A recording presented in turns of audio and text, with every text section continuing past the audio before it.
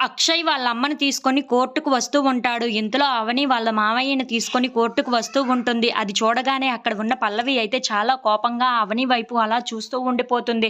ఇంతలో అక్కడ ఉన్న అక్షయ్ మాత్రం "ఇక్కడ ఏం చేస్తామమ్మా? లోపలికి వెళ్లి తేల్చుకుందాం పద" అని చెప్పేసి అయితే వాళ్ళ అమ్మని లోపలికి తీసుకొని వెళ్తూ ఉంటాడు. ఇంతలో అక్కడ ఉన్న అవని అక్షయ్ దగ్గరికి వెళ్ళి "ఏవండీ, నేను చెప్పేది కాస్త వినండి. మనకి ఎందుకు ఈ కోర్టులని, కేసులని, ఇవన్నీ వెనక్కి తీసుకోండి" అని చెప్పేసి అయితే చాలా బ్రతిమలాడుతూ ఉంటుంది. ఆ మాటలు వినగానే అక్కడ ఉన్న అక్షయ్ అయితే ఏమీ మాట్లాడకుండా మౌనంగా చూస్తూ ఉండిపోతాడు.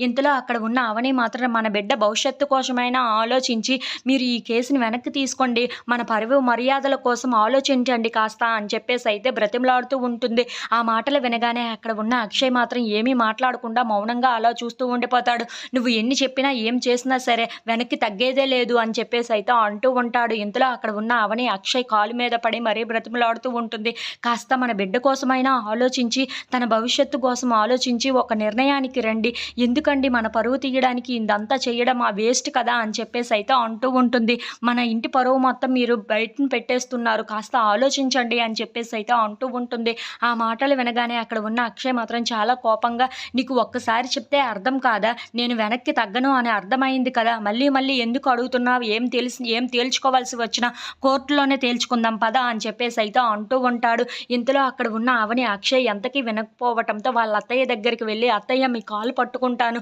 ఆయనకి మీరైనా నచ్చజెప్పండి అత్తయ్య" అని చెప్పేసి అయితే అంటూ ఉంటుంది. ఇంతలో అక్కడ ఉన్న పార్వతి వెనక్కి వెళ్ళిపోతూ ఉంటుంది. అది చూడగానే అక్కడ ఉన్న అక్షయ్ మాత్రం "ఏంటి ఇలా చెప్తే వదిలేస్తామనుకుంటున్నావా ఏంట?